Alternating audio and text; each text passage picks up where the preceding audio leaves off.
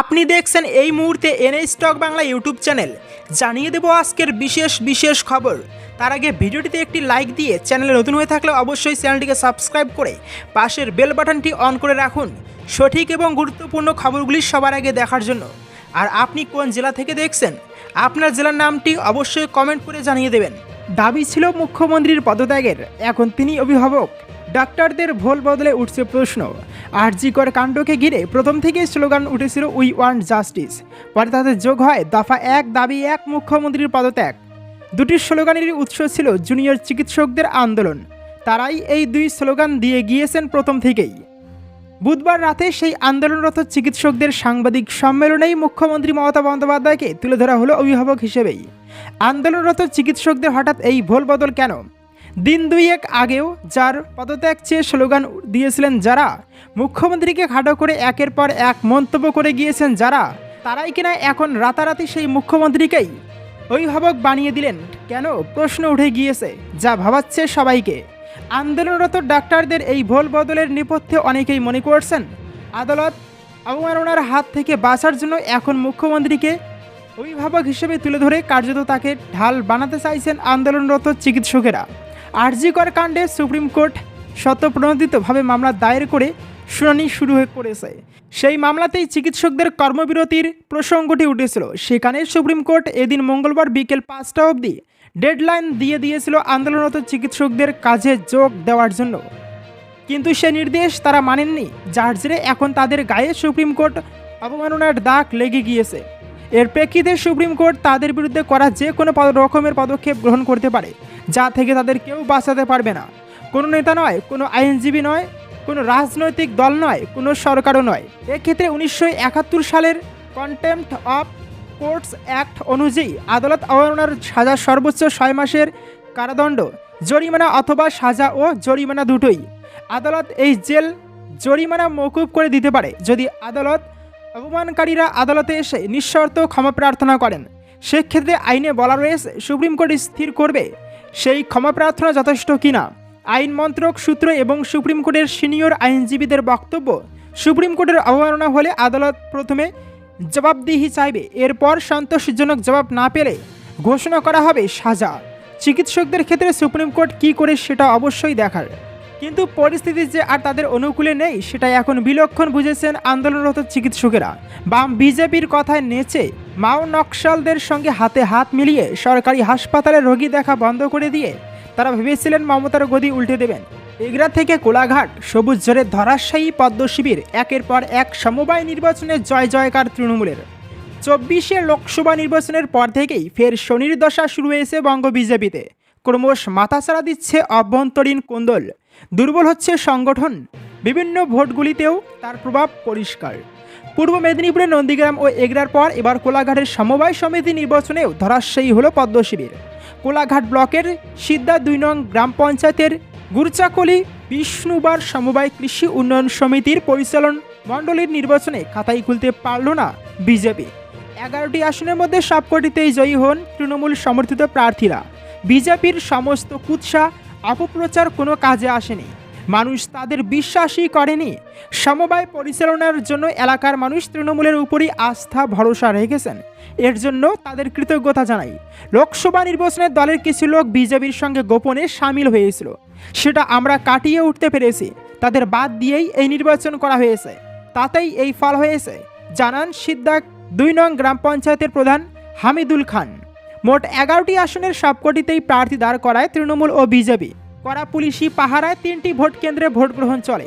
590 জন ভোটারের মধ্যে ভোট পড়ে 570টি। ফলাফল ঘোষণা হতেই দেখা যায় সব আসনেই জয়ী হয়েছেন তৃণমূল সমর্থিত প্রার্থীরা। গত লোকসভা নির্বাচনে সংশ্লিষ্ট সমবায় এলাকায় বিজেপি খানিকটা এগিয়ে থাকলেও সিদ্ধা 2 নং গ্রাম পঞ্চায়েত এলো তৃণমূলের হাতেই। প্রথমবার এককভাবে বোর্ড গঠনের ক্ষমতা অর্জন করল তৃণমূল কংগ্রেস। এই আনন্দের সবুজ আবির উড়িয়ে বিজয় উল্লাসে মেতে ওঠেন দলের নেতা কর্মী সমর্থক সহ জয়ী প্রার্থীরা। তৃণমূল প্রার্থীদের জেতানোর জন্য সমস্ত ভোটারদের কৃতজ্ঞতা ও ধন্যবাদ জানান তৃণমূল নেতা অসীম মাঝি। পাশাপাশি এগরা সমবায় নির্বাচনেও বইল সবুজ ঝড়। 12টি আসনের 12টিতেই জয় পেল ঘাসফুল শিবির। পাঁচরোল সমবায় কৃষি উন্নয়ন সমিতিতে মোট 12টি আসন রয়েছে, সবকটিতেই জয়ী হয়েছে তৃণমূল কংগ্রেস। ঘুরে গেল খেলা। নিয়োগ দুর্নীতি মামলায় মানিক ভট্টাচার্যকে জামিন হাইকোর্টের। তোলপাড় রাজ্য। শিক্ষা কেলেঙ্কারি কাণ্ডে 2022 সালের 11ই অক্টোবর ইডির হাতে গ্রেপ্তার হয়েছিলেন প্রাথমিক শিক্ষা পর্ষদের প্রাক্তন সভাপতি তথা তৃণমূল বিধায়ক মানিক ভট্টাচার্য। 2024-এ এসে মিলল জামিন। নিয়োগ দুর্নীতি মামলায় জামিনে মুক্তি পেলেন পলাশীপাড়ার তৃণমূল বিধায়ক মানিক ভট্টাচার্য। এদিন নিয়োগ দুর্নীতি মামলায় প্রাথমিক শিক্ষা পর্ষদের প্রাক্তন সভাপতি মানিক ভট্টাচার্যের জামিন মঞ্জুর করলেন হাইকোর্টের বিচারপতি শুভ্রা ঘোষ। ইডির দায়ের করা মামলার পরিপ্রেক্ষিতে জামিনের আবেদন মঞ্জুর, তবে চাপানো হয়েছে একাধিক শর্ত। তৃণমূল নেতাকে তার পাসপোর্ট জমা রাখতে হবে। নিম্ন আদালত বা তিনি যে ট্রায়াল কোর্টের আওতায় থাকেন সেই এলাকা তিনি ছাড়তে পারবেন না মানিকবাবু। পাশাপাশি মামলা সংক্রান্ত শুনানিতে আদালতে হাজিরা দিতে হবে তাকে। কোনোভাবেই এই মামলার সাক্ষীদের সঙ্গে কোনো রকম যোগাযোগ করতে পারবেন না। তদন্তকারী আধিকারিকদের তদন্তে সাহায্য করতে হবে। কোনো শর্ত ভাঙলে উপযুক্ত পদক্ষেপ নেওয়া হবে বলে জানিয়েছে হাইকোর্ট। এর আগে মানিকের জামিন মামলাতেই হাইকোর্টের প্রশ্নের মুখে পড়েছিল ইডি। এরপর গত 29শে আগস্ট মানিকের জামিন মামলার শুনানি শেষ হয় কলকাতা হাইকোর্টে। শুনানি শেষে রায়দান স্থগিত রেখেছিলেন বিচারপতি। বৃহস্পতিবার মানিকের জামিনের নির্দেশ দিল উচ্চ আদালত। নিয়োগ দুর্নীতি এই মামলাতে তদন্ত করছে সিবিআইও, যদিও সিবিআই মানিককে গ্রেপ্তার করেনি। আগেই এই বিষয়ে সুপ্রিম কোর্টে রক্ষা কবচ পেয়েছিলেন মানিক ভট্টাচার্য। দীর্ঘদিন জেলে বন্দী ছিলেন মানিক। এর আগে জামিন মামলার শুনানিতে কান্নায় ভেঙে পড়েছিলেন প্রাক্তন পর্ষদ সভাপতি। মানিকের ছোট ভাই নিজেই তার দাদার বিরুদ্ধে অভিযোগ এনেছেন। এই যুক্তি দিয়ে মানিকের জামিনের বিরোধিতা করা হয়। কাঁদতে কাঁদতে মানিক বলেছিলেন, ও আমার ছোট ভাই, আমার সন্তানের মতো। গ্রেপ্তারির সময় পরিস্থিতি অন্যরকম ছিল। সেই সময় ও সিবিআইকে কি বলেছে সেসব জামিনের ক্ষেত্রে বিবেচ্য হওয়া উচিত নয়। মানিক আরও বলেছিলেন, 2 বছর জেল খেটে ফেললাম, এবার আমায় দয়া করে জামিন দিন, আমি তো আর বেশি দিন বাঁচব না। 2016 সালে আমার অস্ত্রোপচার হয়েছিল, সেই সময় চিকিৎসকেরা জানিয়েছিলেন আর 10 বছর বাঁচব। 2026 সালে আমার আয়ু শেষ। সেই অসুস্থ মানিকই এবার জামিন পেলেন। তৃণমূলের চাপে নিয়ম বদল করতে বাধ্য হলো মোদী সরকার। নজরে কেন্দ্রের আবাস যোজনা। কেন্দ্রের প্রধানমন্ত্রী গ্রামীণ আবাস যোজনা প্রকল্পের টাকা প্রায় 2.5 বছর ধরে বন্ধ রেখেছে বাংলার জন্য। অথচ এই একই সময় দেশের অন্যান্য রাজ্যগুলি ঠিকই এই প্রকল্পের সুবিধা পেয়ে গিয়েছে। বাংলার ক্ষেত্রে বারবার দুর্নীতি আর নিয়মভঙ্গের ইস্যু তুলে ধরা হয়েছে টাকা না দেওয়ার কারণ হিসাবে। কিন্তু বাংলাতে বারবার সখানে কেন্দ্রীয় প্রতিনিধি দল পাঠিয়েও দুর্নীতি সেভাবে খুঁজে পায়নি কেন্দ্রের প্রতিনিধি দল। একই সঙ্গে দেখা যাচ্ছে নিয়ম ভঙ্গ করে আবাস যোজনার সুযোগ পাইয়ে দেওয়ার যে অভিযোগ বাংলার ক্ষেত্রে করা হয়েছিল, সেই সব নিয়মের কারণেই দেশের একাধিক রাজ্যের অনেকেই এই প্রকল্পের সুযোগ থেকে বঞ্চিত হচ্ছেন। এই নিয়মের যে পরিবর্তন দরকার সেই কথা বাংলার শাসক দল তৃণমূল কংগ্রেস যেমন বারবার জাতীয় স্তরের রাজনীতিতে তুলে ধরেছে, তেমনি নবান্ন থেকেও চিঠি দিয়ে সেই সব নিয়ম সরলীকরণ করার কথাও বলা হয়েছে। আর তার জেরেই এবার নড়েচড়ে বসতে হলো কেন্দ্রের ক্ষমতাসীন মোদী সরকারকে। বদল করা হচ্ছে প্রধানমন্ত্রী আবাস গ্রামীণ যোজনার নিয়ম। জানা গিয়েছে, কেন্দ্রীয় মন্ত্রী শিবরাজ সিং চৌহান রাজ্যগুলির গ্রামোন্নয়ন মন্ত্রীদের সঙ্গে একটি ভিডিও কনফারেন্সে একটি বৈঠক করে জানিয়ে দিয়েছেন, আগে যারা প্রধানমন্ত্রী গ্রামীণ আবাস যোজনার সুযোগ পেতেন না, তাদের একটা বড় অংশই এবার থেকে পরিবর্তিত নিয়ম অনুযায়ী সুবিধা পাবেন।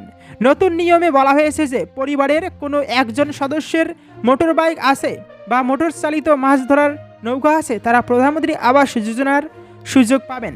আবার যাদের বাড়িতে রেফ্রিজারেটর ল্যান্ডফোন আছে তারাও এই প্রকল্পের সুবিধা পাবেন।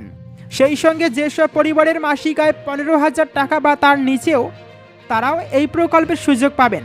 তবে সেই বৈঠকে কারা কারা এই প্রকল্পের সুবিধা পাবেন না সেটাও জানিয়ে দেওয়া হয়েছে। সেখানে বলে দেওয়া হয়েছে, প্রধানমন্ত্রী গ্রামীণ আবাস যোজনার প্রকল্পের সুবিধা পেতে যিনি আবেদন করবেন, সেই আবেদনকারী নিজস্ব 3 অথবা 4 চাকার গাড়ি থাকলে তিনি বা তার পরিবার এই প্রকল্পের সুযোগ পাবেন না। পাশাপাশি যেসব পরিবারের মাসিক আয় 15,000 টাকার বেশি, তারা এই প্রকল্পের সুবিধা পাবেন না।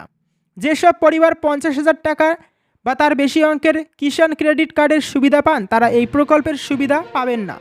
পরিবারের কোনো সদস্য সরকারি চাকরি বা সরকার নথিভুক্ত কৃষির বাইরে অন্য কোনো ক্ষেত্রে সংস্থায় কাজ করলে, পরিবারের কোনো সদস্য আয়করের আওতাধীন হলে, 2.5 একর বা তার বেশি মালিকানা থাকলে এবার থেকে এই আবাসন প্রকল্পের সুবিধা পাবেন না। একই সঙ্গে যে সমস্ত পরিবার পাকা ঘর এবং পাকা দেওয়ালের মধ্যে থাকে এবং 2টির বেশি ঘর রয়েছে, সেই সব পরিবারও এই প্রকল্পের আওতায় আসবেন না। উল্লেখ্য, প্রধানমন্ত্রী গ্রামীণ আবাস যোজনা প্রকল্পের ক্ষেত্রে সমতল এলাকার প্রত্যেক উপভোক্তাকে 1.20 লক্ষ টাকা এবং পাহাড়, আদিবাসী ও পিছিয়ে পড়া জেলার বাসিন্দা হলে 1.30 লক্ষ টাকা করে দেওয়া হয়। সমতল এলাকায় এই প্রকল্পে কেন্দ্র ও রাজ্য সরকার যথাক্রমে 60 এবং 40% হিসেবে টাকা দেয়। উত্তর পূর্ব ভারত, হিমালয় সংলগ্ন রাজ্য এবং জম্মু ও কাশ্মীরের ক্ষেত্রে এই ভাগ যথাক্রমে 90 এবং 10%।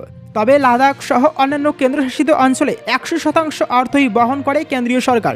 নিরামিষ নয়, মুখ্যমন্ত্রীর বিরুদ্ধে এবার বিরাট আন্দোলনের প্রস্তুতির কথা জানালেন শুভেন্দু অধিকারী। শীঘ্রই বিরাট আন্দোলনের প্রস্তুতির কথা জনসমক্ষে আনলেন বিরোধী দলনেতা শুভেন্দু অধিকারী। জুনিয়র চিকিৎসকদের নিরামিষ আন্দোলন করে কোনো লাভ হবে না তা স্পষ্ট জানিয়ে নন্দীগ্রাম, নিতাই ও জঙ্গলমহলের আন্দোলনের প্রসঙ্গ টেনে বড়সড় আন্দোলনের প্রস্তুতির কথা জানালেন শুভেন্দু অধিকারী। বুধবার সাংবাদিকদের মুখোমুখি হয়ে শুভেন্দু বলেন, মুখ্যমন্ত্রী মমতা বন্দ্যোপাধ্যায়কে যদি নড়াতে হয় তাহলে ছাত্র সমাজের ডাকে নবান্ন অভিযানের ধাঁচে আন্দোলন করতে হবে। স্বাস্থ্য ভবনের সামনে দিনের পর দিন অবস্থানে বসে থেকেও যে কোনো লাভ হবে না তা স্পষ্ট জানিয়ে দিয়েছেন শুভেন্দু অধিকারী এবং এও বলেন, মুখ্যমন্ত্রীর কোনো অনুভূতি নেই। নন্দীগ্রামে আমার কাছে পরাজিত হওয়ার পর শোভনদেব চট্টোপাধ্যায়ের মতো নেতাকে পদত্যাগ করিয়ে যিনি মুখ্যমন্ত্রী হয়েছেন তার একটাই অনুভূতি, শুধু ক্ষমতায় টিকে থাকা। প্রতিরোধের মাধ্যমে কীভাবে মুখ্যমন্ত্রী তথা সরকারকে নড়াতে হবে তা আমরা জানি। সেই প্রস্তুতিও শুরু হয়ে গিয়েছে। আগামী 18 তারিখ সুপ্রিম কোর্টের শুনানি পর্যন্ত বাংলার মানুষকে ধৈর্য ধরতে বলে শুভেন্দু অধিকারী বললেন, অনেক সহ্য আমরা করেছি। নবান্ন অভিযানে গ্রেপ্তার হওয়া ছাত্র যুবদের সঙ্গে অমানবিক অত্যাচার করা হয়েছে, কিন্তু আইনি লড়াইয়ের মাধ্যমে তারা মুক্ত হলেও তাদের লড়াইয়ের মানসিকতাকে আমি স্যালুট জানাই। আইসিসিআর সেমিনার হলে তথাগত রায়ের একটি বই প্রকাশ অনুষ্ঠানের পর সাংবাদিকদের মুখোমুখি হয়ে শুভেন্দু অধিকারী মুখ্যমন্ত্রী এবং তার দলকে তীব্র ভাষায় নিশানা করে রীতিমতো হুঁশিয়ারির সুরে জানান, নন্দীগ্রাম এবং নেতাই জঙ্গলমহল দুটো সফল গণ আন্দোলনের আমি নেতা ছিলাম বলছি না, তবে সেই আন্দোলনের সমন্বয়ক ছিলাম। সেই আন্দোলন করার সুবাদে আমার অনেক অভিজ্ঞতা রয়েছে।